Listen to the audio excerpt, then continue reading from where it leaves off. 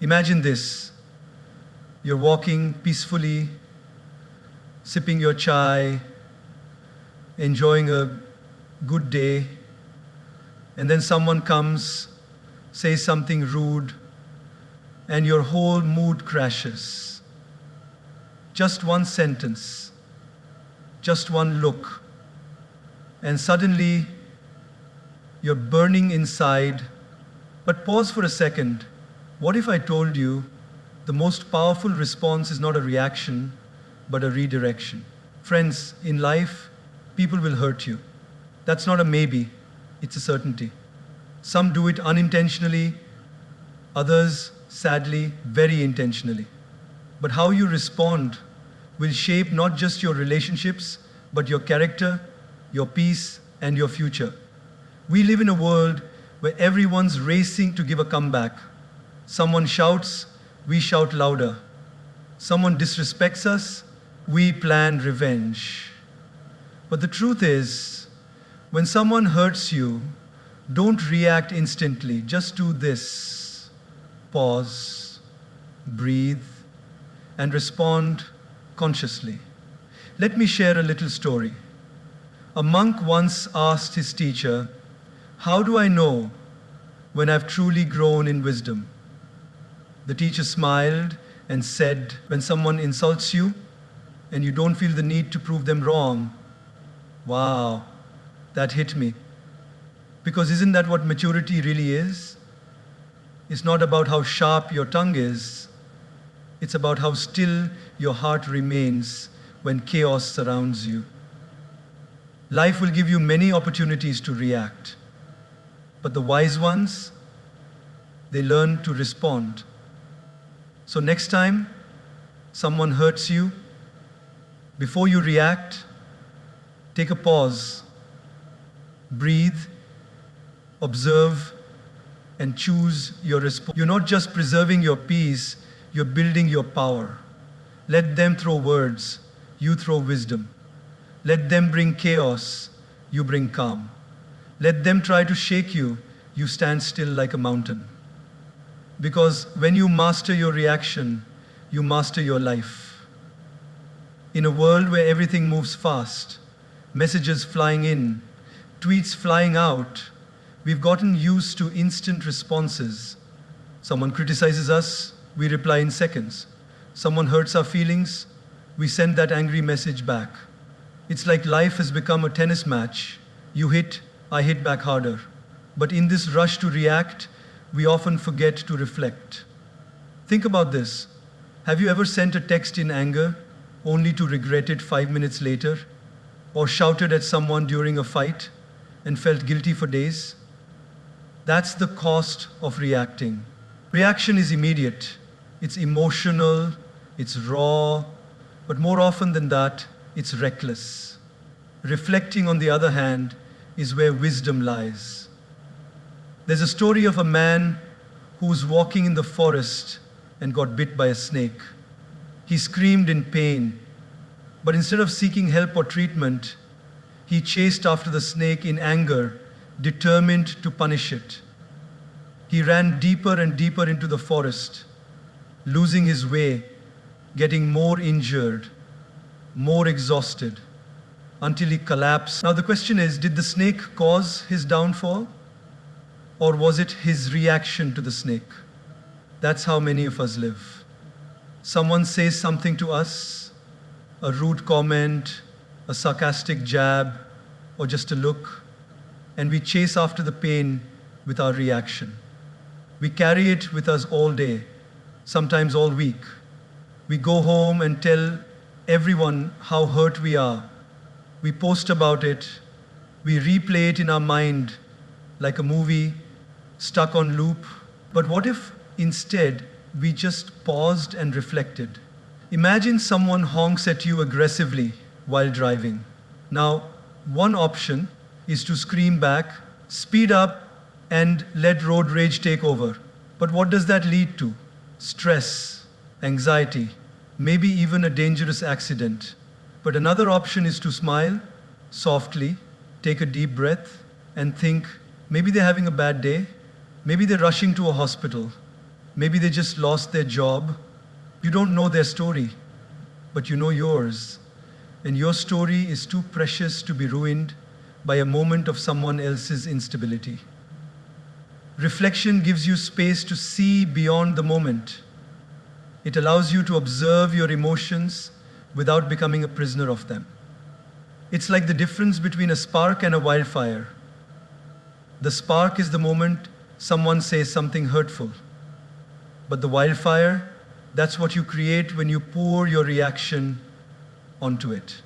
Gaur Gopal Das often reminds us our emotions are like guests. They come and go. But if we react immediately, we become permanent hosts to temporary visitors. When we reflect, we let those emotions pass without giving them the keys to our peace. Let's take a real-life example. Suppose you're at work. You've worked hard on a project for weeks. You finally present it in a meeting, and instead of praise, your boss picks on small errors in front of everyone. Your face flushes, your ego burns, the urge to defend yourself kicks in. But in that moment, if you react, if you argue or walk out, you lose more than the argument. You lose trust, you lose your cool, and maybe even your credibility. But if you pause and reflect, something magical happens. You might realize your boss was under pressure, or that the feedback, though harsh, can help you improve. You might decide to have a calm conversation later, rather than create drama now. That's the power of reflection. It gives you control over the moment instead of being controlled by it. Children react, adults respond. The difference? Reflection. When someone hurts you, try this. Step away for a moment, go for a walk, write down what you're feeling, talk to a friend you trust, give yourself a few hours or even a day before responding. You'll be amazed how differently you see things once the emotional fog has cleared. Your dignity, your peace, your happiness, none of these should be sacrificed just because someone else lost control of their behavior. When you react, you mirror their behavior. But when you reflect, you rise above it. Every time you resist the urge to react, you're training your mind to operate from wisdom, not wounds. And this training, over time, makes you unshakable. So next time someone hurts you, don't reach for your phone, don't raise your voice, don't sharpen your tongue. Just take a breath, close your eyes, and reflect. Because true power lies not in how consciously you choose to.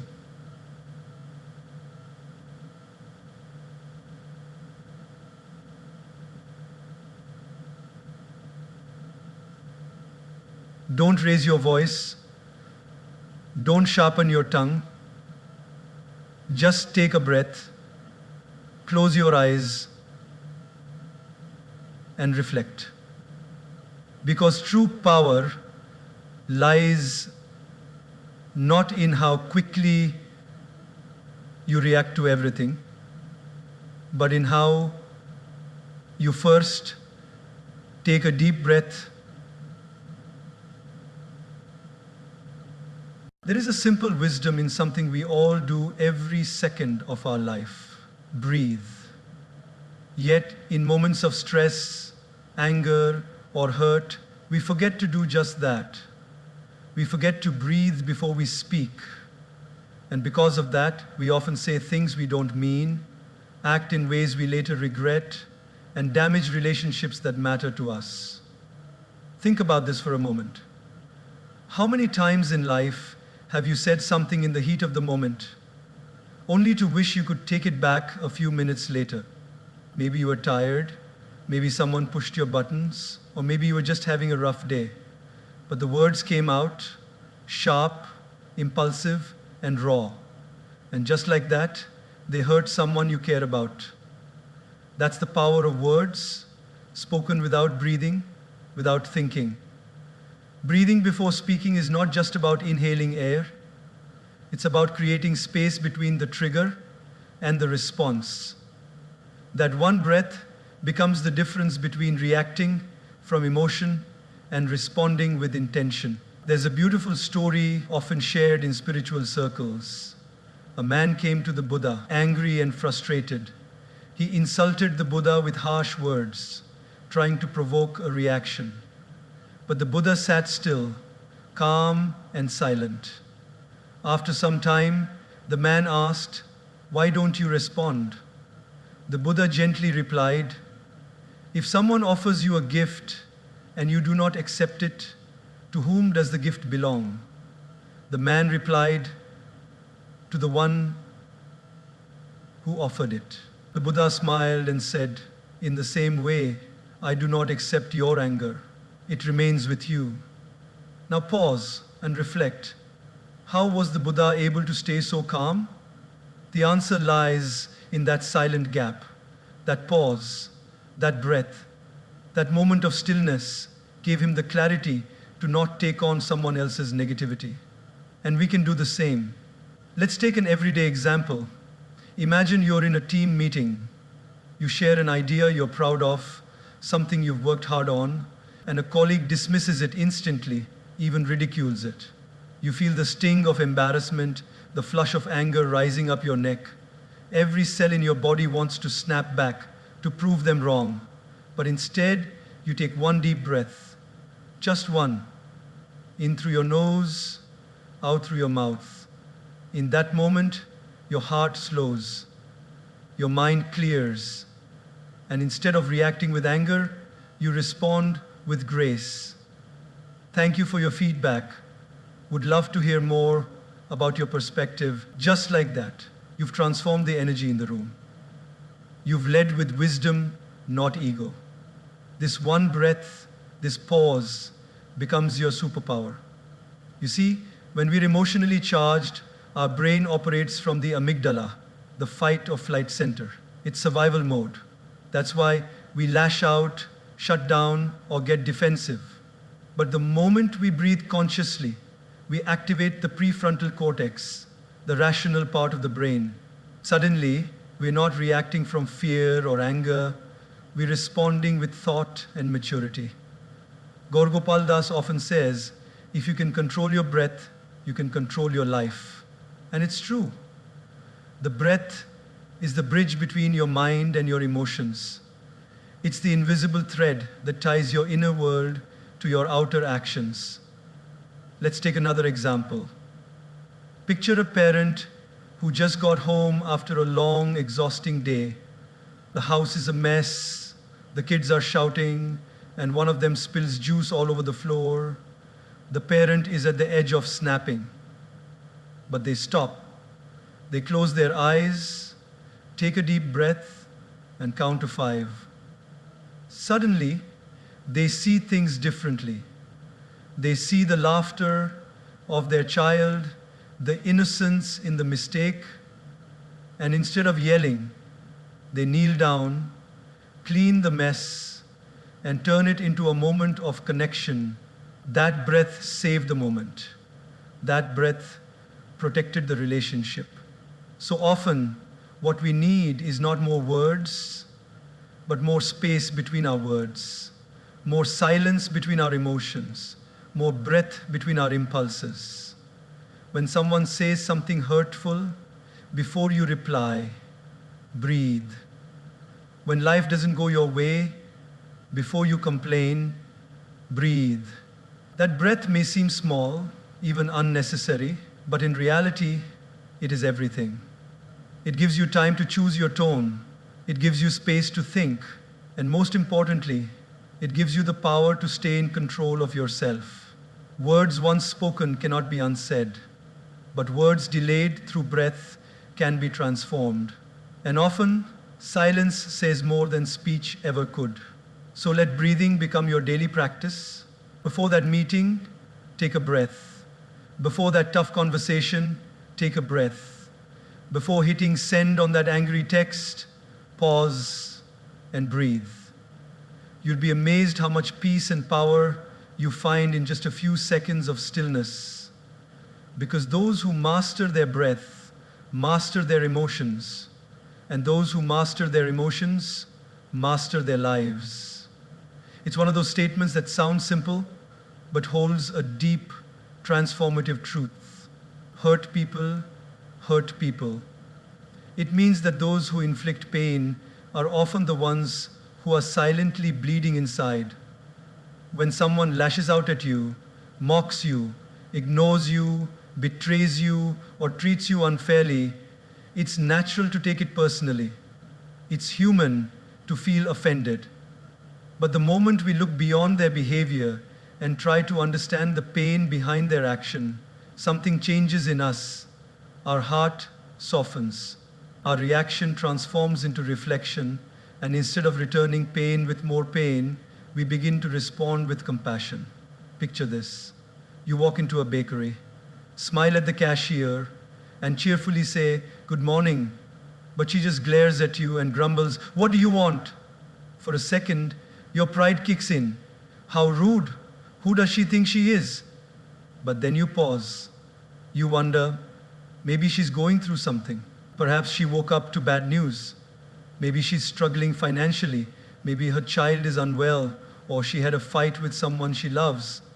You don't know her story, but suddenly your story doesn't have to be affected by hers. So you smile and say, "Rough morning," and you see her eyes soften. That one moment of understanding changed the energy completely. This is what happens when we realize that people often project what they're going through. Many times we walk around wearing invisible wounds. A child who grows up unloved may become a teenager who bullies others in school. A man who has been betrayed may find it hard to trust. A woman who was constantly criticized might speak harshly, not out of strength, but fear. What seems like arrogance, rudeness, or coldness is often a mask for someone who has been hurt deeply and doesn't know how to deal with it. There's a touching story about a man who always seemed bitter. He was the kind who never smiled, never spoke kindly, and always found something to complain about. People avoided him. One day, a new neighbor moved in, a woman full of positivity and warmth. Instead of reacting to his bitterness, she began greeting him every day with kindness. She would say good morning, share small gifts like fruits or flowers, and always smiled no matter how grumpy he looked. Weeks passed. Slowly, the man started changing. One day, he finally said, "No one's ever been this kind to me without expecting anything. Thank you." Later, she discovered he had lost his wife and son in a tragic accident and had been living in silent grief ever since. His rudeness wasn't really about the world. It was about his own pain. Now, apply this to your own life. Maybe there's a colleague who constantly criticizes you, a friend who suddenly distance themselves, a family member who often finds faults in everything you do. Instead of letting their pain turn into your pain, step back and ask, what might they be going through? That question opens a door in your heart, not to excuse their behavior, but to understand it. And that understanding becomes your strength. This doesn't mean you should tolerate toxic behavior or allow people to disrespect you. Setting boundaries is important. But when your heart carries compassion instead of resentment, you protect yourself from becoming what hurts you. Because the truth is, when we don't heal, we hurt. And sometimes that hurt is not even ours to carry. It gets passed down, like an emotional inheritance. You see, a person who is at peace within will never go out and damage someone else's peace. A person who feels truly loved will never intentionally make someone feel unloved. And a person who is emotionally fulfilled doesn't need to pull others down to feel taller. When Gaur Gopal Das says, "Don't judge people by their actions alone, look at what might be driving those actions," He invites us into a life of empathy, a life where we don't just react to people, but we try to reach people. We listen with more than our ears, we listen with our hearts. If every time someone hurts you, you pause and say, "This isn't about me, it's about their pain," you will begin to protect your inner world from being disturbed by the storms outside. You'll stop absorbing everyone else's chaos. You'll stop taking offense to every cold word or sharp look. Think of it like this.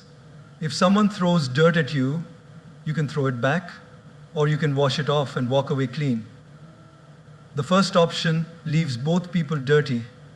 The second keeps you pure, centered, and in control. So when someone hurts you, don't just see the hurt. Try to see the human behind it. Maybe, just maybe, they're crying for help in the only way they know how. And your understanding could be the first step toward their healing. Because hurt people, but healed people heal others. Let's be the latter. There are moments in life when silence is not just golden, it's divine. When emotions rise, when anger boils, when ego shouts for attention, that's the exact moment when silence becomes your greatest strength. Because what you say in anger might win the argument, but it can lose the relationship. And sometimes what you don't say says everything. We've all been there. Someone says something that triggers us, a sarcastic remark, a harsh insult, a public humiliation, and suddenly our ego is up in arms, ready for battle. The heart races, words form in the mind faster than we can catch them, the tongue itches to fire back. But here's the truth. Reacting instantly with harsh words might satisfy your ego temporarily, but it almost always leads to regret later. Silence, on the other hand, gives you the power to respond, not react. Imagine this situation. You're having a conversation with a friend. Things get a little tense. Out of nowhere, they say something that deeply hurts you. Now you have two choices. You can snap back, say something even more hurtful, and walk away with wounded pride. Or you can pause, breathe, and say nothing at all. That silence in the moment doesn't mean weakness. It means you're thinking beyond the moment. You're preserving your peace instead of wasting your energy proving a point. We live in a time where everyone wants the last word. Social media arguments, family feuds, workplace drama, it all stems from the need to be right. But what's the use of being right if it leaves your heart wronged? Gaur Gopal Das beautifully says, "Win hearts, not arguments." And sometimes the way to win a heart is to simply stay silent when your mind wants to speak the loudest. Let me give you an example from everyday life. Picture a married couple in a heated argument. The husband says something impulsive, something below the belt. The wife, hurt and furious, feels the urge to respond with equal bitterness. But she chooses silence, not out of fear, but out of wisdom. She walks away, takes time to cool off, and later, when both are calm, she expresses her feelings in a gentle yet firm way. That silence didn't break the bond, it protected it. That silence wasn't defeat, it was emotional intelligence in action. Silence allows space for healing. It gives your mind a chance to process and your heart a moment to soften. When we respond immediately, we respond from emotion. But when we allow silence, we respond from wisdom. Have you ever noticed that the most composed people in your life are the ones who don't talk too much during conflict? They don't rush to defend themselves. They don't blurt out insults. They just stay calm. And somehow, that silence makes them more powerful, not less. There's a story of a man who was known for his patience and calm demeanor. One day, a stranger approached him and began insulting him, called him names, questioned his values, tried to provoke him. But the man said nothing. He just smiled and walked away. Later, someone asked, "Why didn't you respond? Didn't that hurt your pride?"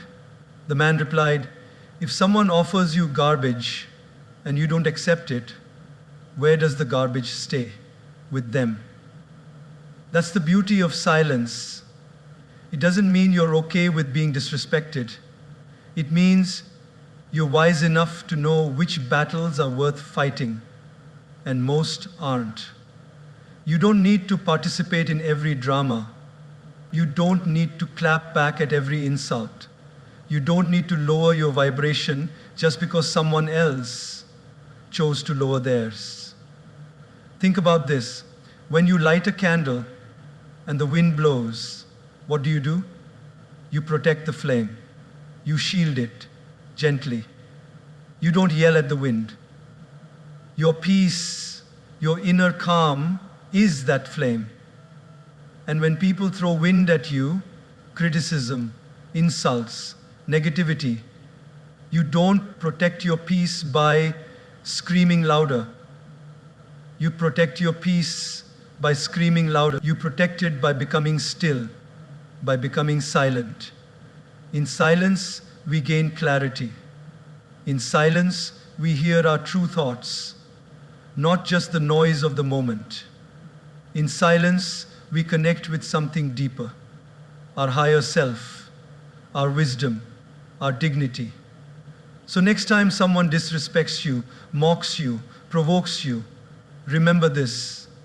Reacting immediately might feel good for a moment, but silence will feel peaceful for a lifetime. The world doesn't need more arguments.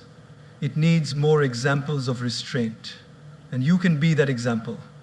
There is strength in standing up for yourself, but there is even greater strength in knowing when to stay silent and let time speak for you. Because silence is not the absence of words, it is the presence of wisdom. So choose silence over stupidity. Choose stillness over storms. And remember, your peace is too precious to waste on pointless noise. When someone hurts you, betrays your trust, misunderstands you, speaks behind your back, or wounds you with their words, the natural response is judgment. They're selfish, they're fake, they don't care about me. We place labels on them like stickers based on one or two moments, and those labels become our permanent perception of them. But what if, instead of rushing to judge, we first chose to write, to journal, to sit down with our own thoughts, pour them out on paper, and allow ourselves to feel, to process, to understand? Journaling is not just writing, it is reflecting. It's a way to make sense of the emotional chaos inside without throwing it at someone else. When we journal, we give ourselves a mirror, a chance to see our own heart, not just the wound it carries. Because judgment pushes people away, journaling brings you closer to yourself. Let's say a close friend forgets your birthday. It hurts, of course, especially when you remembered theirs. The easy response is to judge them. They don't care about me. They're so self-centered. I'll stop making an effort to. But before making that decision, imagine sitting down that night, opening your journal, and writing, "I felt really disappointed today. My friend didn't wish me. I felt forgotten. But maybe they're going through something. Maybe they just had a busy day. Or maybe I need to talk to them instead of assuming." By the end of that paragraph, something begins to shift. The anger softens, the pain finds space to breathe, and your mind becomes clearer. Instead of feeding the judgment, you've nurtured awareness. Gaur Gopal Das often says, before trying to understand others, try understanding yourself. And that's what journaling does. It helps you understand your own reaction. Why did their words trigger you so deeply? Is it really about them, or is it touching an old wound inside you? Journaling becomes a sacred conversation with your inner self, where you can be honest without fear of judgment. Now imagine a situation where a family member constantly criticizes you. Maybe it's a parent or sibling who never seems satisfied. They say things like, "You're always like this," or "You never do anything right." Naturally, judgment kicks in. They're toxic, they'll never change, I'm done with them. But pause, take a moment, open your notebook, write, "It really hurts when they speak to me like that. I don't feel valued." But maybe they speak from their own fears, from their own expectations. Maybe they don't know how to express love in a healthy way. Again, your anger transforms into understanding, not acceptance of bad behavior, but clarity about why it affects you the way it does. When you judge someone too quickly, you close the door to healing. But when you journal, you open the window to compassion. You might still set boundaries, you might still decide to distance yourself, but your actions come from wisdom, not wounded ego. The beauty of journaling is that it doesn't demand perfection. You don't need to write beautifully. You don't need the right words. All you need is the courage to be honest with yourself. The page listens. It doesn't interrupt. It doesn't criticize. It just receives.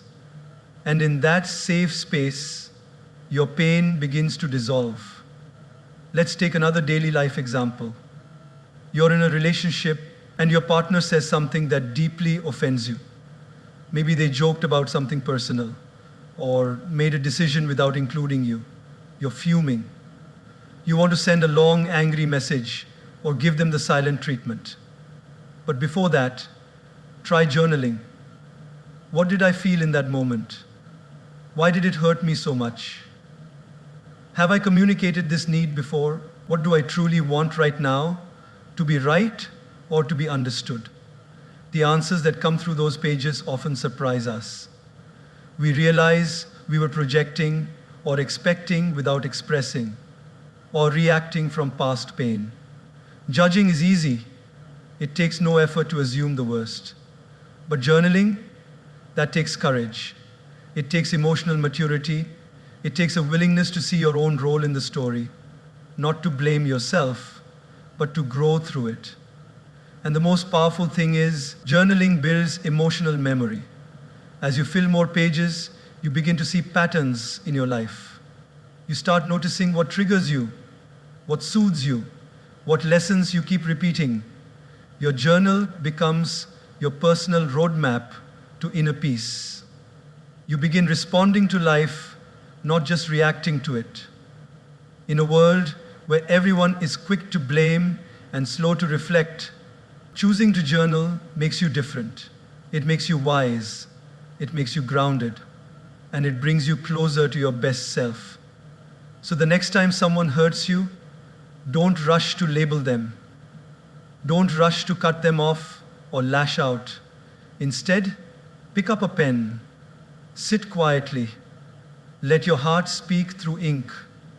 Write out the storm before you speak to anyone about it. Because when you journal, you don't just protect others from your reaction, you protect yourself from becoming someone you're not. And that is the highest act of emotional strength. There's a subtle but profound difference between a thermometer and a thermostat. A thermometer only reflects the temperature of its surroundings. If it's hot, it shows hot. If it's cold, it shows cold. It has no control, just a reaction to whatever is happening around it. A thermostat, on the other hand, doesn't just reflect the environment, it regulates it. It sets the tone. It maintains balance. It changes the climate instead of being changed by it. And in life, we have the same choice. We can either let people and situations dictate our inner state, like a thermometer, or we can learn to be a thermostat, holding our peace, our values, and our responses, regardless of what's happening outside. Think about how often we let the emotional temperature of a room change our mood. You enter a room and someone's angry, you immediately feel tense. Someone gossips, you get pulled into the negativity. A colleague snaps at you, you carry the irritation for hours. Like a thermometer, you absorb and reflect everything. But what if you were grounded enough to enter that same room and instead of matching the chaos, you brought calm? What if your peace was so steady that other people felt calmer just being around you? Let's take an everyday example. You're stuck in traffic. People are honking, cutting lanes, shouting out their windows. The atmosphere is boiling. Now, you can be a thermometer, lose your patience, yell back, honk aggressively, and arrive at your destination completely drained.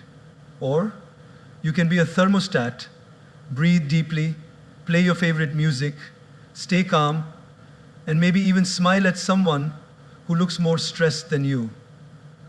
You don't let the traffic steal your peace. You choose how you feel, no matter what's around you. This idea becomes even more powerful in relationships. Imagine a married couple. The husband comes home after a terrible day at work. He's frustrated, short-tempered, and not in the mood for conversation.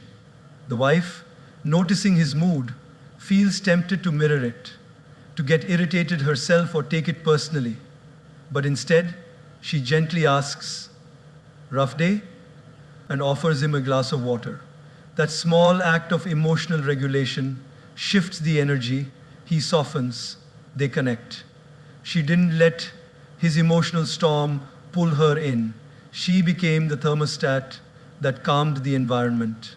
And in doing so, she didn't just protect her peace, she healed the moment. Gaur Gopal Das often says, "Don't let someone else's bitterness become your bitterness." That's exactly what a thermostat mindset is. It's choosing not to absorb someone's anger, not to reflect someone's criticism, not to match someone's energy when it's rooted in pain or ego. Instead, it's choosing your own emotional setting and holding it with grace. Now think about social media. It's full of heated opinions, arguments, and impulsive comments. One post can ruin your mood for the entire day.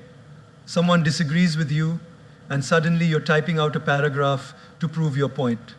You've let their energy set your temperature. But you can also be the one who scrolls with awareness, who engages with kindness, who logs off when it starts to affect your peace. You don't let digital emotions control your real life mindset. Being a thermostat doesn't mean you suppress your feelings or become passive. It means you manage them. You take full ownership of how you show up in every space. You're not a puppet to your surroundings. You choose your mood. You choose your response. And that choice is where your power lies. Take the workplace, for example. One negative coworker can poison the morale of an entire team. But one person with a calm, steady presence can uplift everyone. That person who says, "Let's find a solution instead of complaining," or "We can figure this out together," becomes the emotional thermostat for the group. And the incredible thing is, it's contagious.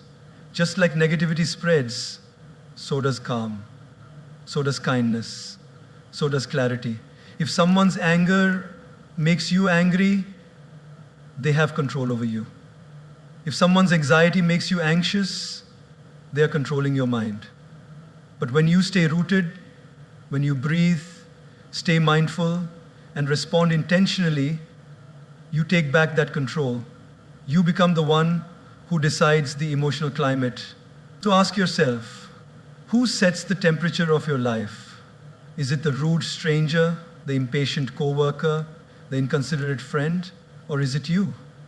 Imagine walking into any situation, tense or joyful, chaotic or calm, and bringing a sense of balance with you. You don't just reflect the environment, you elevate it. You inspire others through your steadiness.